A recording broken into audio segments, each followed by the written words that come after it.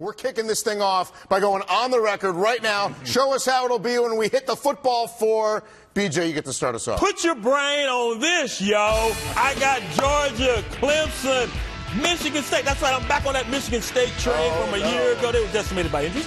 And I have Oregon in my 4 playoff teams and championship Georgia over Clemson. Georgia on the Someone noticeably absent from that. I have Clemson, Georgia, Michigan, and also Utah and Michigan. And then I've got Utah.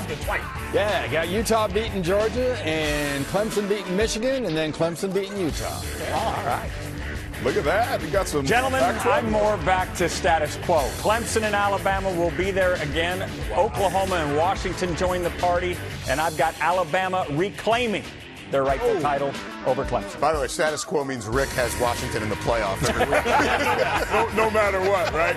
Well, I think we've seen this movie before. 3 of those 4 teams you might recognize, but a new red team is going to be Utah. With their defense and healthy offense of the running back and quarterback position, I expect them to run through the Pac-12, which means the Big Ten and the Big 12 get left out this year. But we've seen this movie before. Alabama beats Clemson and gets some redemption from a year ago.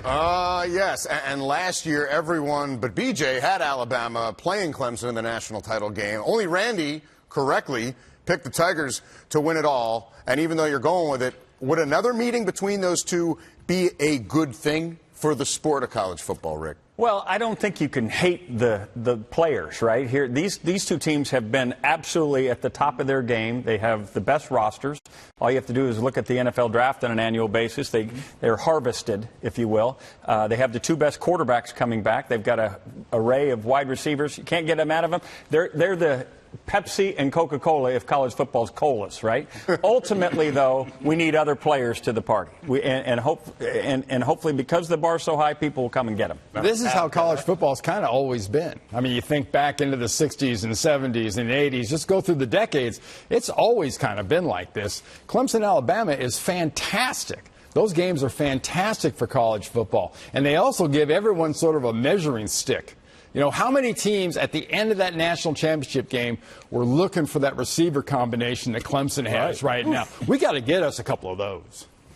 It's crazy. For me as a fan, I love it. We're getting a chance to see the best of the best. I told my kids the other day, you guys are alive and watching in real time the best ever dynasties we've seen, not only on the collegiate level, but in the NFL level as well, with what Brady and Belichick are doing. Those guys have been to 9 of the last 18 Super Bowls and have won 6. Nick Saban's won 2 of the last 3 national championships and 6 of the last 16. Are you kidding me? This is execution at a level we've never seen. But to your point, I think the disparity between the haves and the have-nots is growing, and for the game overall, at some point, you got to mix it up a little bit or it gets stale. Well, a model of consistency, which both of these have, and Clemson, perfection a season ago, that should be appreciated. And I do appreciate it, and I think most of us, as you guys have already espoused, do as well. To the contrary, though, if you're sitting there and you're tired of seeing these 2, you're still going to tune in because you want to see who has reached that benchmark, who has figured it out and has been able to imitate what these 2 are bringing to the table to knock them off the pedestal. So I think it's great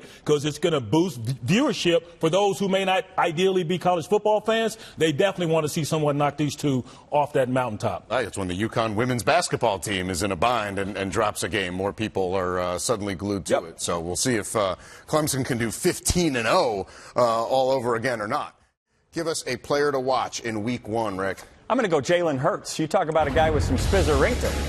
Jalen Hurts is maybe the most perfect transfer.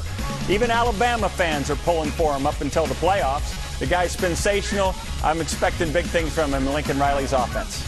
Well, boys, I'm going to go back to the well and talk Justin Fields again. Only 39 attempts at Georgia, gets immediately eligible, has some huge shoes to fill in Dwayne Haskins. I think we're going to see a slightly different offense from the Buckeyes, especially early on. Well, the Trojan faithful are hoping that J.T. Daniels in his second year at the helm can exhibit some spizzerinctum. 14 touchdowns, 10 picks, tied for the second most picks in the conference a season ago.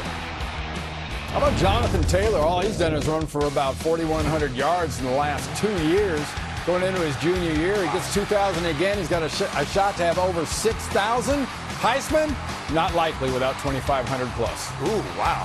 That's a lot to ask for as he scores again. Let's go to our Heisman ballots here. Preseason, AT. Well, I think we got two of the favorites. We all know that Trevor Lawrence and Tua Tagovailoa, with the years they had last year, is pretty much on everybody's ballot. But keep an eye on Adrian Martinez of Nebraska.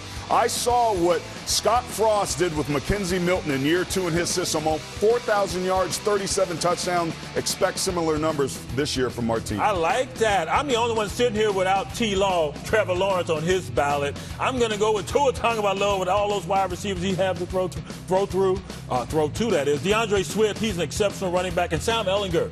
5 guys have done what he did a year ago. At least 25 touchdown passes, at least 16 touchdowns on the ground. All 5 won the Heisman. And Baker Mayfield's not voting for him. Who cares? Well, it's a quarterback award, and my 3 really fits that. I got Trevor Lawrence, I got Tua Tagovailoa, and Herbert from Oregon as the 3rd place dark horse. I've got Trevor Lawrence. I'm leaving Tua out because I think Najee Harris is going to split time with him. I've got Jalen Hurts and Sam Ehlinger. I like Sam Ehlinger. Baby, come on. Harris going to do a lot He's of the work. guy. He's the guy that you're actually going to carry the Longhorns this year. I agree. All right, next up, playoff Cinderella. BJ usually puts these into his official predictions. I do. And I did this year as well. And that's Michigan State. They were just decimated with injuries a year ago, especially on that offensive line and at quarterback. Brian Lewerke played horribly. The worst offensive numbers for Mark D'Antonio since he's been the head coach there for the Spartans. I think the dark horse to me is LSU. I think Ed Orgeron and company, they beat Texas in week 2. They've got a week 2? They've got a nasty looking schedule. But LSU could be the dark horse. I'm going to go with Iowa. I think Nate Stanley coming back for a 5th year there is a difference. A.J. Epinesa is a difference maker on the defensive side of things. And that west side is so wide open, anybody can beat anybody. I'm with the Hawkeyes. I think the east side's wide open, too. That's why I'm going to agree with BJ with Michigan State. Ohio State's going to have some issues. They're making a transition. They lost their head coach. I'll believe it from Michigan when I see it there, which is why I think D'Antonio and his boys flying low in the chicken coop could rise up and make some noise. You realize he had them in the Final Four, which means they have no chance. Yeah, kiss of death. I want to change my pick. Too late. No. That's smart logic, by the way. Do chickens fly in a chicken coop? They fly low. My chickens do. There's a fox in the hen house? Is that what you're trying to say? You know what I mean. I wouldn't eat that chicken. Were you on a farm recently? Chickens are nervous animals.